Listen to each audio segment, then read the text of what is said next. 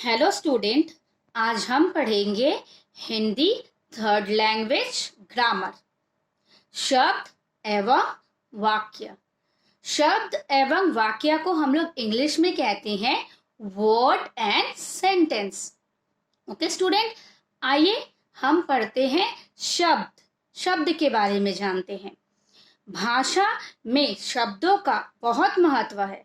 भाषा हम लोग जो पढ़े हैं उसमें शब्दों का बहुत महत्व होता है। वर्णों के सही मेल से शब्द बनते हैं। अगर वर्णों सही ना हो तो हमारा शब्द सही नहीं बनता है।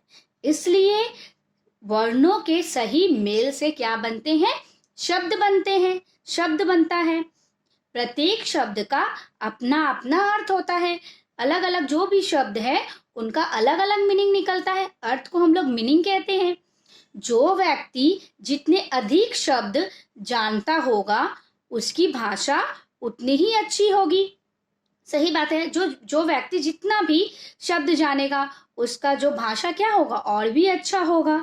अतः अच्छी भाषा के लिए अधिक से अधिक का ज्ञान होना अत्यंत आवश्यक है, यानी बहुत ही जरूरी है। अब आइए डेफिनेशन पढ़ते हैं। शब्द किसे कहते हैं? दो या दो से अधिक वर्णों की मदद से बनने वाले सार्थक एवं स्वतंत्र ध्वनि समूह को शब्द कहते हैं। यहाँ क्या कहा जा रहा है? दो या दो से अधिक, दो से ज्यादा अधिक वर्णों, जो हम लोग वर्ण पढ़े थे, ठीक है, वर्णों के मदद से जो बनने वाले सार्थक शब्द होते हैं। सार्थक किसे कहते हैं? जिस शब्द का अर्थ निकलता हो। सार्थक एवं स्वतंत्र ध्वनि समूह को क्या कहते हैं? शब्द कहते हैं। ओके, अब हम पढ़ेंगे शब्दों के प्रकार। अब हम क्या पढ़ेंगे? शब्दों के प्रकार। शब्दों को कितने भागों में बांटा गया है या कितने प्रकार के होते हैं? शब्द दो प्रकार के होते हैं। पहला है सार्थक शब्द और दूसरा है निरर्थक शब्द। ठीक है, आइए शब्द के भेद का पहला वाला पढ़ते हैं। क्या? सार्थक शब्द। सार्थक शब्द किसे कहते हैं? जिन शब्दों का स्पष्ट अर्थ होता है, मतलब जो भी शब्द है उसका मीनिंग निकलता हो एकदम सटीक सही तरीके से, उन्हें हम क्या कहते हैं? सार्थक शब्द कहते हैं। ठीक है, ओके। जैसे मान लीजिए कि जैसे एग्जाम्पल अगर दे सार्थक शब्द का सही मीनिंग निकलता हो, जैसे कि घर। घर का क्या मीनिंग निकलेगा? गृह, आलय, निकेतन। हम लोग घर को बहुत बहुत उसका अर्थ मीनिंग निकलता है। अब दूसरा एग्जाम्पल है, मान लीजिए पानी। पानी को हम लोग जल भी कहते हैं, नीर कहते हैं, है ना। इसी तरह आपका जैसे कि तीसरा एग्जाम्पल फूल। फूल का कई मीनिंग निकलता है। पुष्प निकलता है ना। सुमन कहते हैं हम लोग फूल को, कुसुम कहते हैं हम लोग फूल को। ठीक है, तो जिसका मीनिंग निकलता हो सार्थक एवं स्वतंत्र ध्वनि को हम क्या कहते हैं? सार्थक शब्द कहते हैं। ठीक है, आप लोग के बुक में कुछ चित्र दिया हुआ है। चित्रों के नीचे लिखे हुए शब्दों को पढ़ने से सभी शब्दों का अर्थ स्पष्ट हो जाएगा, समझ आ जाएगा। ठीक है, जिन शब्दों का स्पष्ट अर्थ निकलता है उन्हें सार्थक शब्द हम लोग कहते हैं, है ना। जैसे यहाँ पे छाता का छतरी कहते हैं, किताब को पुस्तक कहते हैं। ठीक है, इसी तरह आपके यहाँ बुक में दिया है चित्र, आपको समझ में आ जाएगा। और कुछ मैंने एग्जाम्पल आपको बता दिया है, आपको समझ आ जाएगा। अब हम शब्द का दूसरा भेद पढ़ेंगे, वो है निरर्थक शब्द। निरर्थक शब्द किसे कहते हैं? जिन शब्दों का स्पष्ट अर्थ नहीं होता, मतलब जो शब्दों में अर्थ नहीं निकलते हैं, कोई मीनिंग नहीं निकलता है, उन्हें हम क्या कहते हैं? निरर्थक शब्द।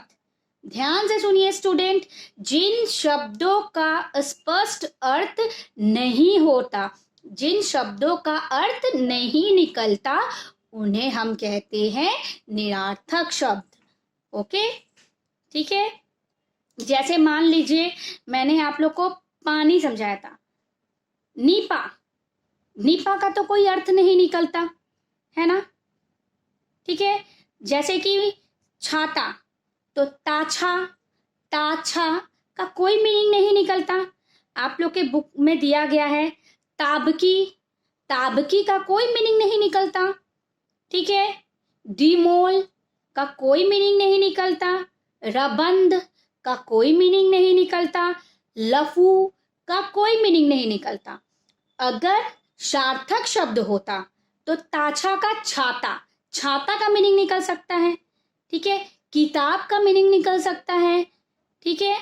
लोमड़ी का मीनिंग निकल सकता है, ठीक है। लेकिन निरार्थक शब्द में क्या होता है, मीनिंग नहीं निकलता है, उसका स्पष्ट कोई अर्थ होता ही नहीं है। ताछा, ताछा क्या होता है, कुछ नहीं होता, ठीक है। ताबकी क्या होता है, कुछ नहीं होता। डिलोम क्या होता है, कुछ नहीं होता, ठीक है। तो इसे हम लोग निरार्थक शब्द कहते हैं, ठीक है। स्पष्ट है, वर्णों के किसी निश्चित क्रम में न रखने पर उनका कोई अर्थ नहीं निकलता। अगर हम लोग सही वर्ण नहीं बैठाएंगे तो उसका कोई मीनिंग निकलेगा ही नहीं, है ना। हम लोग अगर वर्ण को सही तरीके से सजा के लिखेंगे तब मीनिंग निकल सकता है, अगर हम लोग उल्टा लिखेंगे तो उसका कोई मीनिंग नहीं निकलता है। ओके, तो ये हमारा निरार्थक शब्द कहलाता है, ठीक है। ओके स्टूडेंट, अब हम पढ़ेंगे वाक्य, ठीक है। जिस प्रकार वर्णों को सही क्रम में रखने से सार्थक शब्द बनते हैं, इसी प्रकार सार्थक शब्दों को सही क्रम में रखने से सार्थक वाक्य बनते हैं। वाक्य मतलब सेंटेंसेस, है ना।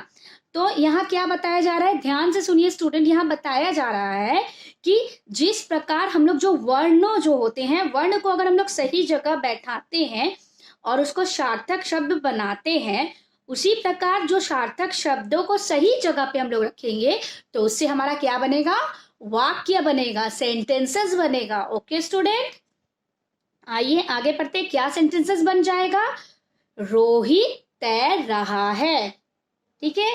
सेकेंड एग्जाम्पल क्या होगा, जैसे बीना खा रही है, ठीक है। विवेक सो रहा है, तीसरा एग्जाम्पल हो गया।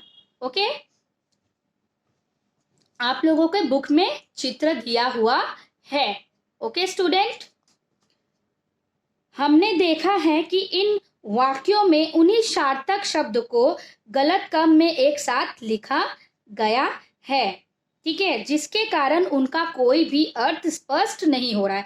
तो जिसका उल्टा लिखा हुआ होगा अगर सेंटेंसेस, तो उसका कोई मीनिंग नहीं निकलेगा।